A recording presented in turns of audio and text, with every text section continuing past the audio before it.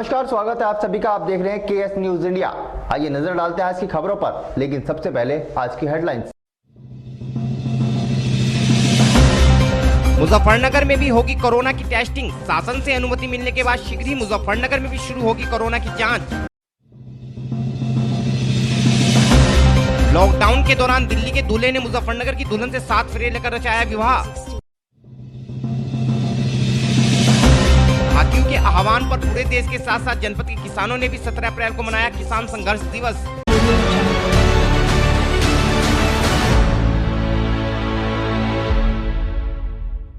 और अब खबरें विस्तार के साथ।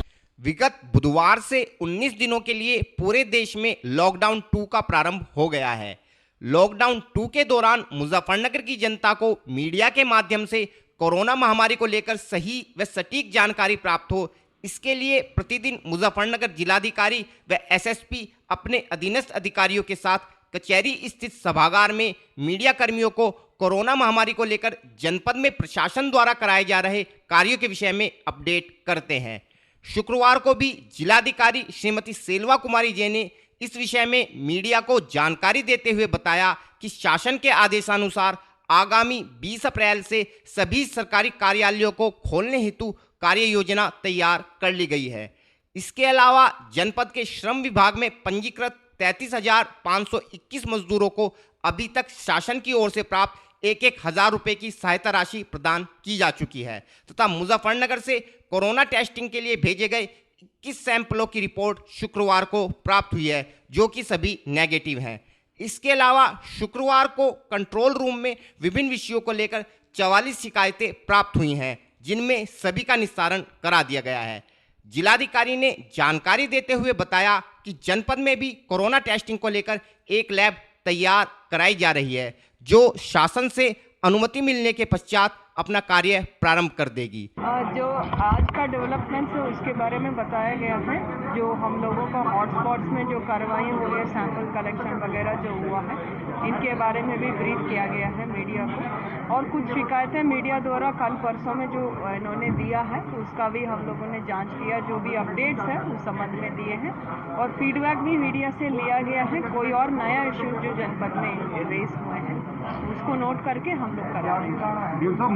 मोहल्ले में जो डॉक्टर हैं, क्लिनिक डॉक्टर हैं, उनको ट्रेनिंग दी जा रही है। किस तरह की ट्रेनिंग दी है? एक ये देखा गया है क्योंकि फॉरेन में जो इटली और स्पेन और बाकी जगह पे जो केस स्टडीज आए हैं उसको स्टडी करते हुए ये देखा गया है, ये जो क्लिनिक्स है, जो फर्स्ट जो हेल्थ केयर क्लिनिक्स है जहाँ पे लोग ज़्यादा संख्या में यूज़ करते हैं अपने मोहल्ले में जो भी के, इनको पहले उनके माध्यम से भी वहाँ पे स्प्रेड हुआ फॉरेन कंट्रीज में।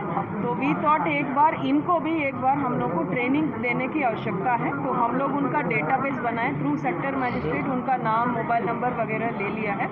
उनका लगातार how to identify a covid patient उसका बता रहे, क्योंकि प्रिलिमिनरी उनके पास अगर कोई सिम्टम्स के साथ आते हैं they can refer it to the district administration. उनको ट्रीटमेंट बिल्कुल नहीं करना है, वो तुरंत उनको सूचना देना पड़ेगा। कई डॉक्टर से देखा गया है कि उनको पता नहीं था कैसे आइडेंटिफाई करते हैं, तो उसमें और दूसरा उनका भी जो भी डाउट्स था उनके मास्क रिक्वायरमेंट्स और इन चीज़ों के संबंध में भी उनको बात किया गया है। उनको हम लोग अवेलेबिलिटी भी कराएंगे ताकि सभी जगह सेफ्टी स्टैंडर्ड्स इंश्योर हो। गाँव देहात में भी दाई को भी ट्रेनिंग देने की बात है, क्योंकि एक दो जगह देखा गया है कि दाई इमीडिएटली अटेंड करती है, स्पेशली प्रेगनेंसी रिलेटेड केसेस में दे आर अटेंडिंग, सुझाव देते हैं, घर घर जाके उनको समझाते भी हैं। तो ये ज़रूरी था दाई को भी बताना, क्योंकि they will get infection into anybody's house. अगर वो इन्फेक्ट हो गए हैं तो उसके कारण उनको CSCs के माध्यम से उनका ट्रेनिंग दिया जा रहा है ताकि वो समझ ले कैसे वो सिम्टम्स है। पहले चीज़ तो ये है खुद का सेफ्टी रखेंगे और जहाँ पे भी जा रहे हैं उनको भी समझा देंगे कि क्या क्या सिम्टम्स समझ लेंगे तो they will of course IEC activities में हमको हेल्प हो जाएगी। मैडम आज 19 लोगों की रिपोर्ट आई है सर, मैडम कितने सैंपल भेजे गए थे आज जो रिपोर्ट आई है? आज का रिपोर्ट 27 सैंपल्स का आया है, सब नेगेटिव आए हैं। हमारा लगभग 200 सैंपल्स अभी पेंडिंग है दिल्ली, नोएडा में और मेरठ में। तो जैसे ही आएगा अपडेट करेंगे, क्योंकि बहुत ज़्यादा संख्या में वहाँ सैंपल्स का कर रहे हैं, मतलब first come first serve basis पे चल रहा है। तो जैसे जैसे मिल रहा हम लोगों का 1-2 दिन में रिपोर्ट्स आना चाहिए। मैडम कुछ जानकारी है कि जैसे राशन का जो राशन डीलर है उनके लाइसेंस भी निरस्त करे, कुछ घपले के मामले में? अगर कोई भी पाया जाता है इस टाइम में, अगर मिसयूज सिस्टम को मिसयूज करते हुए कोई भी कर्मचारी, कोई भी अधिकारी किसी भी लेवल का हो, नॉट ओनली कोटेदार का, कहीं पे भी, तो बिल्कुल उसमें हम लोग एफआईआर करेंगे। कानून व्यवस्था के विषय में एसएसपी श्री अभिषेक यादव ने जानकारी देते हुए बताया कि शुक्रवार को लॉकडाउन उल्लंघन के मामले में 71 लोगों के विरुद्ध मुकदमा पंजीकृत किया गया है। देखिए, ये जब से लॉकडाउन का प्रारंभ हुआ है तब से लगातार मुजफ्फरनगर पुलिस द्वारा विभिन्न प्रकारों से लोगों को समझाया जा रहा है, उनको बताया जा रहा है कि लॉकडाउन का उल्लंघन न करें, लेकिन उसके बावजूद भी यदि उल्लंघन किया जा रहा है तो उसमें बहुत कठोर कार्रवाई की जा रही है। और उसी के साथ साथ हम लोग एफआईआर जो है वो लोगों के घरों पर भी चस्पा कर रहे हैं ताकि उस मोहल्ले के, उस गली के अन्य लोगों को भी ये पता रहे कि इनके द्वारा लॉकडाउन का उल्लंघन किया गया। और यदि भविष्य में दोबारा लॉकडाउन का उल्लंघन करें तो एक हेल्पलाइन नंबर जारी किया गया है जिसके माध्यम से वो हमें बता सकते हैं। इसी मामले में आज 71 लोगों के विरुद्ध 14 अभियोग अलग अलग थानों में पंजीकृत कराए गए हैं और लगातार इस प्रकार की कार्रवाई हमारे द्वारा की जा रही है। जो लोग अनावश्यक रूप से बाहर निकल रहे हैं या दुकानें खोल रहे हैं बिना परमिशन के, उनके विरुद्ध भी कठोर कार्रवाई की जा रही है। सर, एक अभियान अलग से चलाया गया है, पीला पर्चा दिया जा रहा है चेतावनी भरा कि आगे अगर उल्लंघन दोबारा किया तो कार्रवाई की जाएगी, और मोहर भी लगाई जा रही है सर। देखिए, ये सारी चीज़ें जो है वो पब्लिक को जागरूक करने के लिए की जा रही हैं कि कोरोना वायरस से बचाव हेतु घर पे रहना बहुत ज़रूरी है। अनावश्यक रूप से राउंड न लें, बाहर न निकलें, बिना मतलब के अपने मोटरसाइकिल या गाड़ी में न घूमें और किसी भी झूठ का बहाना लेते हुए बिल्कुल न घूमें। इसी प्रकार से उनको समझाया भी जा रहा है और शपथ भी दिलाई जा रही है कि स्वयं अपने आप से उसका दायित्व संभालें और अगर कोई इस प्रकार से फिर भी कार्रवाई करता है तो उसको चिन्हित करते हुए उसके विरुद्ध कठोर कार्रवाई की जाएगी।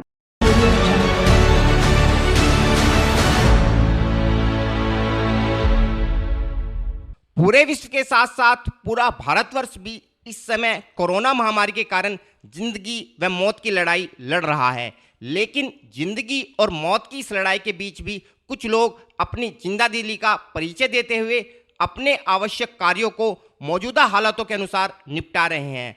ऐसा ही कुछ नज़ारा शुक्रवार शाम मुजफ्फरनगर के शिव चौक पर देखने को मिला, जब दिल्ली से आए एक दूल्हे ने मुजफ्फरनगर की दुल्हनिया से लॉकडाउन के दौरान 7 फेरे लेकर अपना विवाह संपन्न कराया। हमारे चैनल को मिली जानकारी के अनुसार दिल्ली निवासी कुलदीप सोलंकी का विवाह मुजफ्फरनगर निवासी प्रीति पांचाल से विगत वर्ष नवंबर में तय हुआ था तथा पंडितों ने दोनों के विवाह हेतु 17 अप्रैल का मुहूर्त निर्धारित किया था।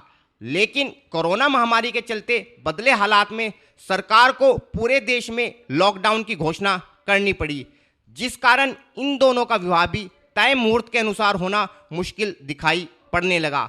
लेकिन कहा जाता है कि वो इंसान ही क्या जो हालातों से समझौता कर ले। तो इस मुश्किल घड़ी में भी दुल्हा कुलदीप सोलंकी प्रशासन से इजाज़त लेने के बाद 17 अप्रैल को मुजफ्फरनगर पहुंचा तथा अपनी दुल्हन प्रीति के साथ विवाह की रस्मों को पूरा किया। शाम के समय अपने घर लौटते वक्त जब दुल्हा दुल्हन की गाड़ी नगर के शिव चौक पर रुकी तो वहां मौजूद पुलिस व मीडिया कर्मी भी गाड़ी से उतरे दुल्हा दुल्हन को देखकर हतप्रभ रह गए। गाड़ी से उतरने के बाद दुल्हा दुल्हन ने शिव चौक पर लगी सैनिटाइजिंग टनल से गुजरकर स्वयं को सैनिटाइज किया तथा उसके पश्चात शिव चौक के 7 फेरे लेकर भगवान शिव को भी अपने विवाह का साक्षी बनाया। इसके पश्चात मीडिया कर्मियों से बात करते हुए दुल्हा दुल्हन ने बताया कि उन्होंने अपने विवाह के दौरान स्वास्थ्य विभाग द्वारा जारी सभी दिशा निर्देशों का पूर्णतः पालन किया है। आपका नाम? प्रीति पांचाल। प्रीति जी, आपकी शादी हुई है आज, माहौल ऐसा है कि पूरा देश में जो है कोरोना का वो है, फिर भी आपने बड़े उससे जो है कैसा लग रहा है आपको? अच्छा लग रहा है, बस जैसा तब लग रहा थोड़ा उससे कम लग रहा है, पर अच्छा लग रहा है फिर भी, क्योंकि शादी करनी थी। अगर और लेट करते तो तब भी शायद वही माहौल होता अभी, क्योंकि ये कोरोना काफ़ी टाइम तक रहने वाला है। ये शादी कितने दिन पहले तय हुई थी? शादी नवंबर में हुई थी। आपका नाम? कुलदीप सोलंकी। जी, आप कहाँ से आए थे? हम दिल्ली से आए हैं। अच्छा, और शादी कहाँ थी आपकी? हमारी शादी यहीं मुजफ्फरनगर में थी। जैसे लॉकडाउन चल रहा है तो इसमें आपने अभी ये निर्णय लिया शादी करने का, क्या कारण रहा? नहीं, हमारी शादी एक्चुअली नवंबर में फिक्स हुई थी, तो हमारी 17 तारीख की शादी थी, 17 अप्रैल की। तो हमने इसे पीछे ना हटा के 6-7 बंदों में शादी करने के लिए तैयार हुए और हम क्या परमिशन लेके आए हैं वो बीडीओ की और डीएम की परमिशन लेके आए हैं 6 बंदों के लिए और 2 गाड़ी के लिए, और हमने आज शादी करी है। तो सोशल डिस्टेंस का आपने कैसे ध्यान रखा? हमने सोशल डिस्टेंस का एक तो हम हर बंदा 1 मीटर की दूरी पे रहा और सब बंदे के मुंह पे मास्क बंधा रहा। तो आज आपने यहाँ पे क्या क्या मुजफ्फरनगर आपने? मुजफ्फरनगर आके हमने फेरे लिए हैं, 7 फेरे, और अपनी शादी पूरी करी है। अभी आप किस जगह पे आए हैं? मैं मुजफ्फरनगर में आया हूँ।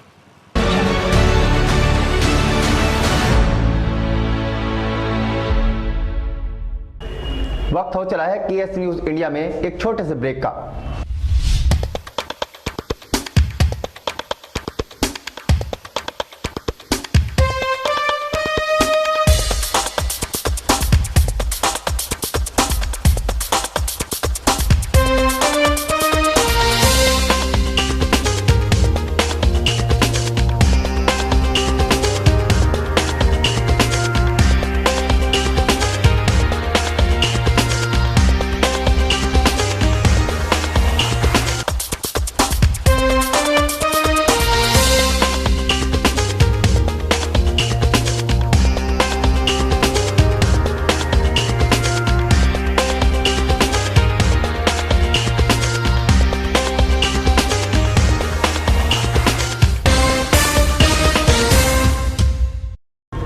ब्रेक के बाद आप सभी का स्वागत है।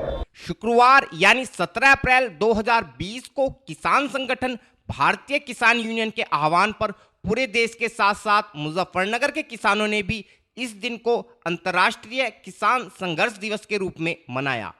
इस अवसर पर भाकियू के राष्ट्रीय प्रवक्ता श्री राकेश टिकैत ने अपने आवास पर विश्व के विभिन्न किसान संगठनों के झंडे मीडिया कर्मियों को दिखाते हुए कहा कि कोरोना महामारी के कारण पूरा विश्व इस समय गंभीर संकट से गुजर रहा है, लेकिन संकट के इस समय में भी पूरी दुनिया का किसान अपने खेतों में जाकर दुनिया के लोगों के लिए अन्न उगा रहा है तथा एक सैनिक की भांति जिंदगी व मौत की इस लड़ाई को लड़ रहा है। ऐसे कठिन समय में सरकार को भी किसानों के हितों का ध्यान रखते हुए अविलंब पूरे देश के किसानों के लिए 1,50,000 करोड़ रुपए के राहत पैकेज की घोषणा करनी चाहिए, ताकि पहले से ही खस्ता हाल देश के किसानों को कुछ राहत मिल सके। इस विषय में और अधिक जानकारी देते हुए श्री राकेश टिकैत ने बताया। उद्देश्य ये है कि आज इंटरनेशनल किसान दिवस है, किसान संघर्ष दिवस आज है पूरी दुनिया में ये मनाया जा रहा, और जो 17 अप्रैल वही एक निश्चित करा था कि इस दिन पूरे दुनिया भर में आज किसान संघर्ष के रूप में इसको याद करेंगे किसान दिवस को, और आप अपने तरीके से इसको मनाते हैं। जैसे आप बहुत से देशों में लॉकडाउन है और हिंदुस्तान में भी है, तो हमने सबको कहा है कि अपने घर में रहें, अपने जो कृषि यंत्र हैं उनके साफ सफाई करें, और 5 बजे उनके साथ में अपना सेल्फी ले, उनके साथ में फ़ोटो खींचें, और फ़ोटो खींच के प्रधानमंत्री के ट्विटर पर उस पर ट्वीट उसको करें। और जो हमारी डिमांड इसमें ये है कि हमको 1.5 लाख करोड़ रुपए का पैकेज भारत में चाहिए, जो इन हालातों में भी किसान काम कर रहे हैं। ये भी किसान सैनिक हैं, इनका एक परिवार फौज में है, डॉक्टर है, और एक खेत में काम कर रहा है इस हालात में भी, तो इनको भी पैकेज चाहिए। ये हमारी आज की डिमांड है, और ये संघर्ष का प्रतीक रहा है 17 अप्रैल, और इसको पूरी दुनिया भर में इसको आज मना रहे हैं।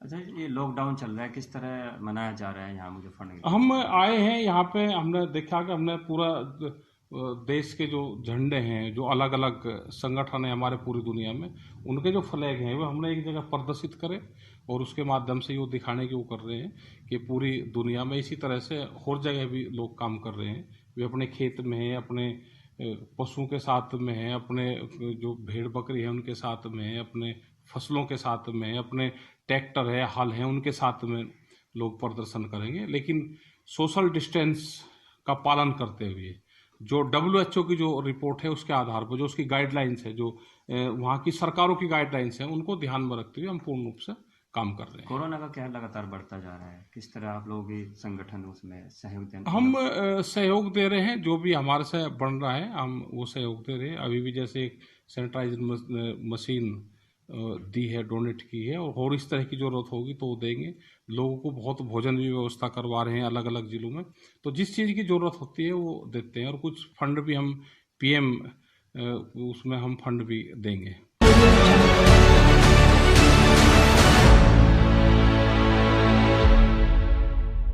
आज के बुलेटिन में इतना ही। कल फिर होंगे हाजिर कुछ नई और ताज़ा खबरों के साथ। देखते रहिए केएस न्यूज़ इंडिया।